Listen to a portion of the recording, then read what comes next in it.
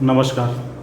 मैं सच्चिदानंद सिंह कुशवाहा उपस्थित हूँ आप सबके समक्ष एक नया विषय, एक नए वीडियो और एक नए विचार के साथ। एक महात्मा जी थे, उनके पास उनकी एक शिष्या अपने बेटे को लेकर आई। उन माता ने कहा, गुरुजी, मेरा ये बेटा, जिससे मैं इस समय इसकी एक आदत से बहुत परेशान हूँ कि ये गुड़ बहुत खाता है, गुड़ यानी मिठाई बहुत खाता है। गुरुजी ने कहा, तो फिर इसमें समस्या क्या है?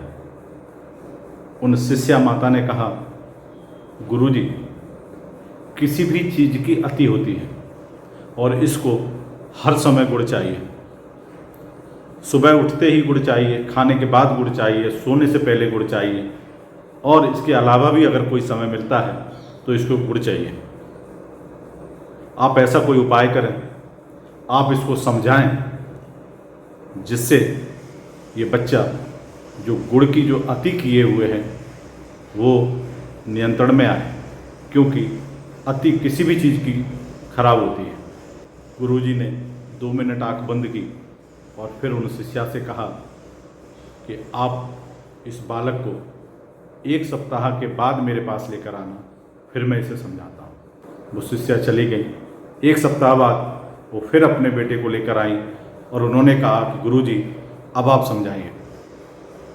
गुरुजी थोड़ी देर गंभीर मुद्रा में बैठे और फिर उसके बाद उन्होंने कहा कि आज मैं इसे नहीं समझा सकता, आप इसे अगले सप्ताह में फिर लेकर आइए। क्योंकि वो शिष्या अपने गुरुजी पर बहुत विश्वास करती थी, इसलिए वो उस वक्त चली गई और 1 सप्ताह बाद फिर वो लेकर आई गुरुजी के पास और कहा कि गुरुजी, आपके अनुसार अब मैं फिर अपने बेटे को आपके पास लेकर आई हूँ, कृपया आप इसे समझाइए।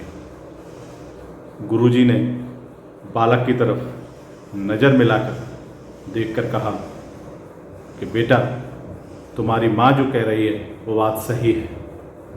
किसी भी चीज़ की अति बहुत ही बुरी होती है, इसलिए अब से आप अपनी इस आदत पर नियंत्रण करना शुरू कर दो।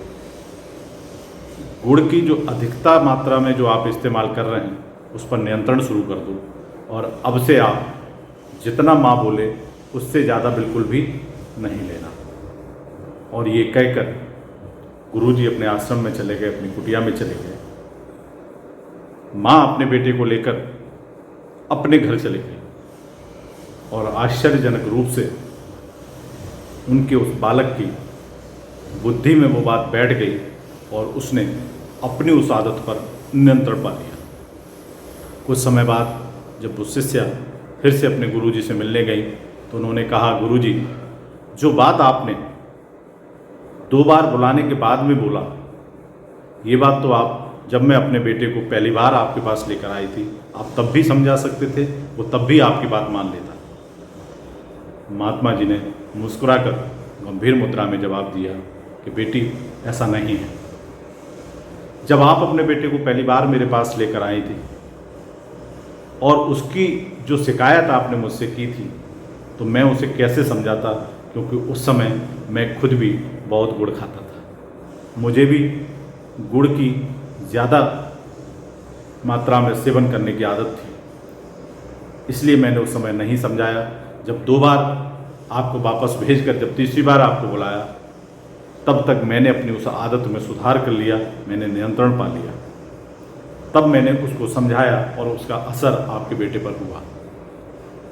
इस कहानी का तात्पर्य ये है, हमारा व्यवहार, हमारा आचरण कैसा है।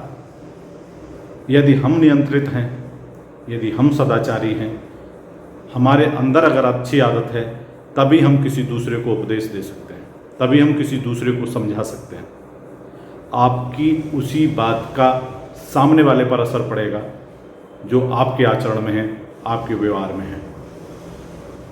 जैसे यदि आप गृहस्थ हैं, आपके घर में आपका बेटा स्कूल में पढ़ता है या कॉलेज में पढ़ता है, यदि आप अपने बेटे से कहते हैं कि सुबह 4 बजे आपको उठना चाहिए, 4 बजे उठना अच्छी आदत होती है, यदि वो बालक प्रतिदिन अपने माता पिता को 4 बजे जागते हुए देखता है, भोर में जागते हुए देखता है, प्रातःकाल में उठते हुए देखता है, तो स्वतः ही ये उसकी आदत में आ जाएगा।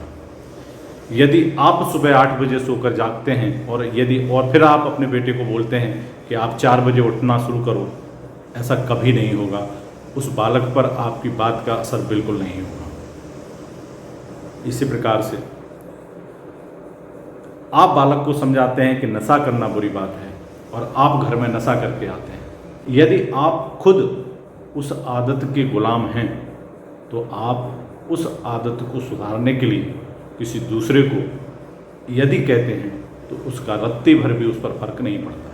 इसलिए हम सब के लिए आवश्यक है, हम जैसा व्यवहार चाहते हैं, जैसा परिवेश चाहते हैं, जैसा अपनी पीढ़ी को चाहते हैं, जैसा अपने परिजनों से व्यवहार चाहते हैं, जैसा अपने मित्रों से व्यवहार चाहते हैं, हमें अपने व्यवहार में, हमें अपने आचरण में ठीक वही व्यवहार अपनाना होगा। आचरण और व्यवहार दर्पण की तरह होते हैं। जैसे आप होगे वैसा ही आपको सामने से व्यवहार मिलेगा। यदि आप सम्मान चाहते हैं तो आप सामने वाले को सम्मान देना सीखिए। यदि आप किसी को मुस्कुरा कर देखते हैं तो यकीन मानिए आपको भी सामने वाला मुस्कुरा कर देखेगा। यदि आप किसी के लिए गलत भावना रखते हैं तो यकीन मानिए आपके लिए भी सामने से गलत भावना ही आएगी। हमें अपना व्यवहार, हमें अपना आचरण, हमें अपना चरित्र, हमें अपनी दिनचर्या, हमें अपना जीवन ऐसे जीना है कि जो हमारे स्वयं के लिए आदर्श हो, तभी वो किसी दूसरे के लिए आदर्श होगा। जब हम अपनी आदत के गुलाम हैं तब हम किसी दूसरे को उस आदत को छुड़ाने के लिए प्रेरित नहीं कर सकते, या यूँ कहें कि आप कितना ही प्रयास कर लें उसका असर नहीं होगा। प्रायः यही देखने में आता है। हम किसी न किसी आदत से मजबूर रहते हैं, हम अपने आप में सुधार करने का प्रयास नहीं करते और हम चाहते हैं कि हमारे अनुसार पूरी दुनिया बदल जाए, पूरी कायनात बदल जाए, जो संभव नहीं है। हम जैसा अपने पीढ़ी को चाहते हैं, हम जैसा अपने बच्चों को चाहते हैं, जैसा समाज चाहते हैं, जैसा व्यवहार लोगों से चाहते हैं, हमें अपने व्यवहार में वो सारी बातें, वो सारे आचरण समाहित करने होंगे। यदि हम समाज में आदर्श जीवन जीकर उदाहरण प्रस्तुत करते हैं, आपके आसपास के लोग, आपके परिवार के लोग, आपसे जुड़े लोग आपके उस आदर्श जीवन से जरूर प्रेरणा लेंगे। लेकिन यदि आप इन सब बातों पर स्वयं अमल न करते हुए सामने वाले को ही अमल करने के लिए प्रेरित करेंगे, तब आपकी बात का रत्ती भर भी असर नहीं होगा, ये निश्चित मान लीजिए।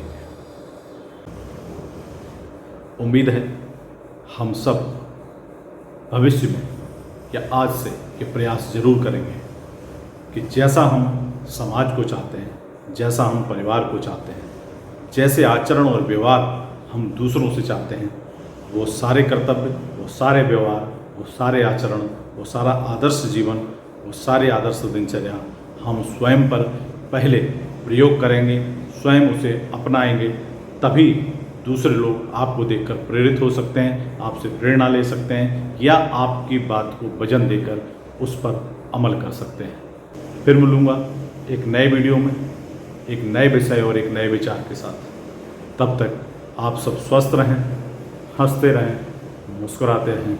जय श्री राधे राधे।